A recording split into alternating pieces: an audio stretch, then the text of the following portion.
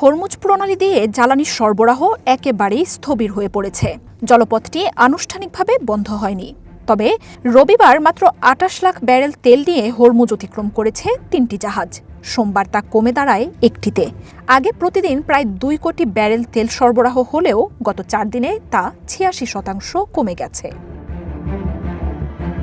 জাহাজ চলাচল নিয়ন্ত্রণ ও নজরদারি করার সংস্থাগুলো বলছে, হরমুজের দুই পাশে আটকে পড়েছে ৭০৬টি ট্যাঙ্কার। উদ্দেশ্যহীনভাবে অনির্দিষ্ট সময়ের জন্য সাগরে ঘুরে বেড়াচ্ছে আরও ২৬টি ট্যাঙ্কার। শত শত জাহাজ বিভিন্ন বন্দরে অপেক্ষা করছে। এর ফলে বিশ্বজুড়ে সাথে সাথেই বেড়েছে অপরিশোধিত তেল ও গ্যাসের দাম।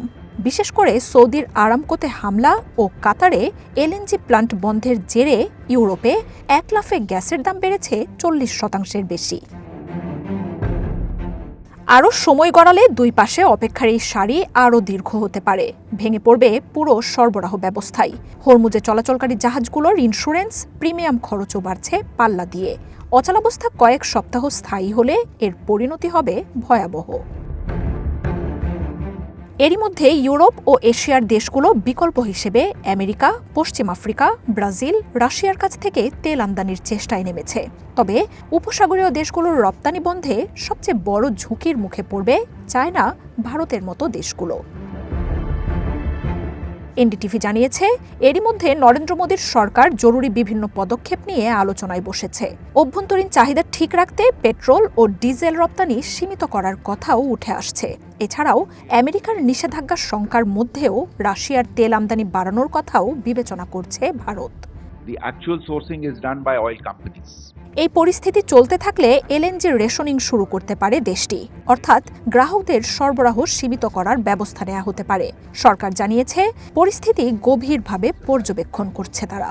দেশে প্রয়োজনীয় পেট্রোলিয়াম পণ্য সরবরাহ ঠিক রাখতে প্রয়োজনীয় ব্যবস্থা নেওয়ার আশ্বাস দিয়েছে মোদী সরকার। Indian consumers insofar as energy is concerned to ensure অপরিশোধিত তেল আমদানি করে পরিশোধিত তেলের 1/3 অন্য দেশগুলোতে রপ্তানি করে এসেছে ভারত। তবে এলপিজির ক্ষেত্রে দেশটির দুর্বলতা রয়েছে।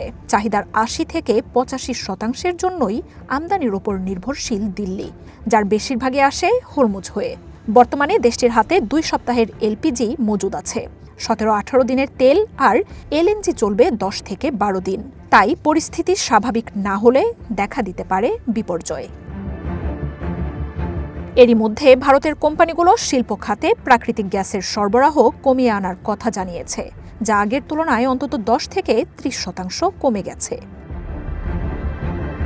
মার্জিয়া উপমা, ওয়ান ইন্টারন্যাশনাল ডেস্ক।